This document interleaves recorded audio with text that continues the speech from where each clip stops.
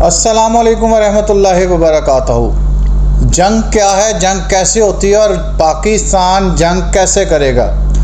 दुनिया भर की अब जंगों के तरीके तब्दील हो चुके हैं। ये पेसेंट की जंग नहीं है कि तोप खाने और अवाम अपने सीनों पर बम बांध कर बॉर्डर पे चले जाएंगे। अब रवायती और गैर रवायती दोनों तरीक़ों से जंग की जाएगी।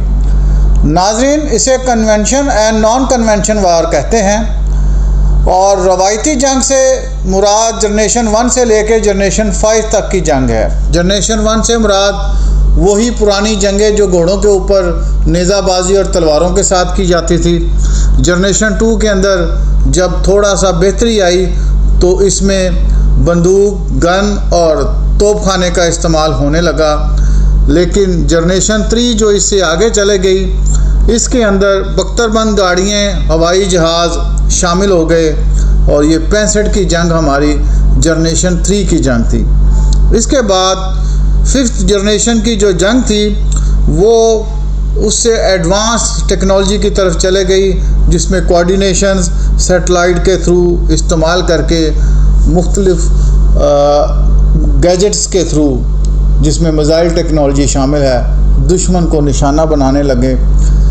6th जनरेशन जिसे 6th जनरेशन वार कहते हैं, इसकी इब्तदा आप यूँ समझ लें कि 5th जनरेशन तक तो 65 की जंग थी और उसके बाद 6ठी, 7वीं, 8वीं, 9वीं और 10वीं जनरेशन, यानी कि 6th generation, 7th generation, 8th generation, 9th generation और 10th जनरेशन।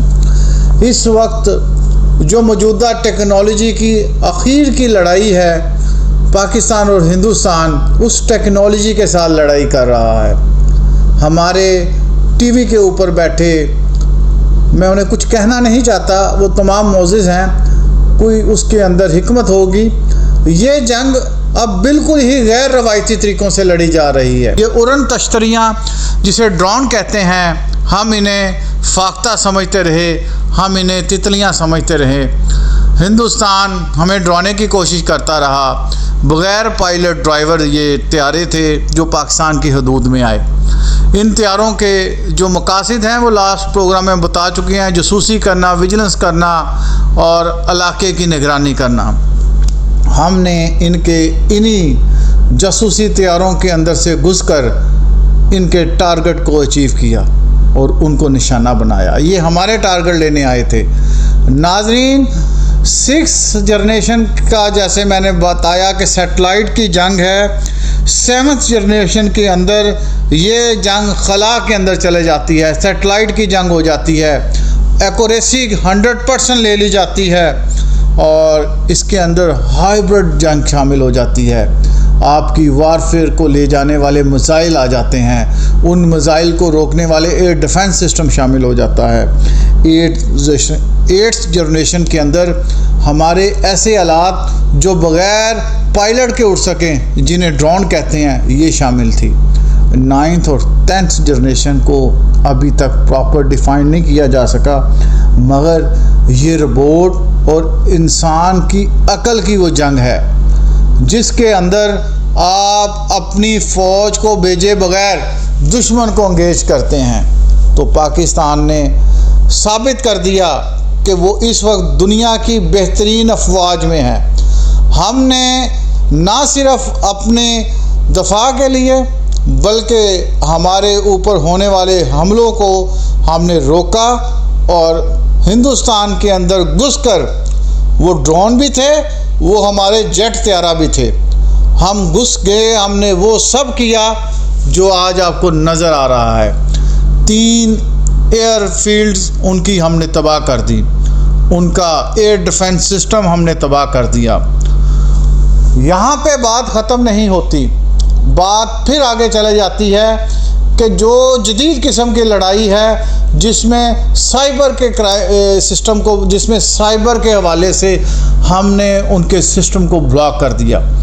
नाज़रीन, ये जंग मैं डर रहा होता हूँ अक्सर कि हम नाखुशी के साथ लड़ रहे हैं, इसलिए नहीं कि हम बुज़दिल हैं, हमें इंसानियत की बका की कदर है। मगर आज भी अगर आप देखें, पाकिस्तान ने कोई एक ऐसा पॉइंट नहीं लिया जो अवामी मरकज़ के ऊपर हो। ہم نے ٹارگٹ پوائنٹ لیے اور اسی کو اچیو کیا. ان کے ایئر فیلڈ تھے، ان کے اس کے علاوہ سیٹلائٹ کے تھرو جو ہم نے ٹارگٹ لیے ہوئے تھے، اس میں سب سے جو بہترین ہم اپنی کارکردگی آج کی سمجھ رہے ہیں وہ جو ہم نے ان کا ایئر ڈیفنس سسٹم تباہ کیا. کوئی بھی ایئر ڈیفنس سسٹم جو ہے اس کے حوالے سے ایک انڈیویجول پروگرام کریں گے، یہ لمبی بات ہے. مگر ناظرین، جو 5th جنریشن وار ہے، ہم بظاہر آج اسی جگہ پہ کھڑے ہیں. اس جنگ کے اندر 3 ایلیمنٹ بیک وقت کام کرتے ہیں: غلط انفارمیشن، غلط اطلاعات، عوام، فوج اور سیاست کو ملا کر حکومت کو کمزور کرنا، اور تمام عسکری قیادت کو یہ ثابت کر دینا کہ آپ انڈیویجول کیپیسٹی میں کھڑے ہیں.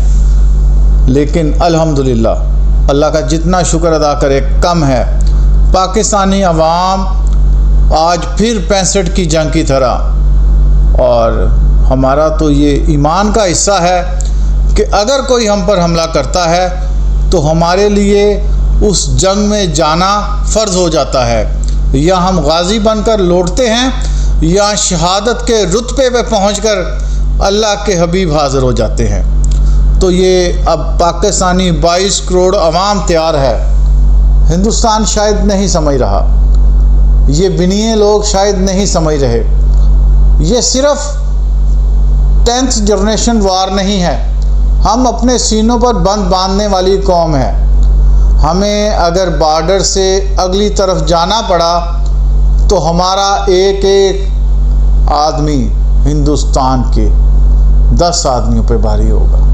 ہمیں مرنے کا شوق ہے، آپ کو زندگی کا شوق ہے. دیکھتے رہیے واہ ٹی وی.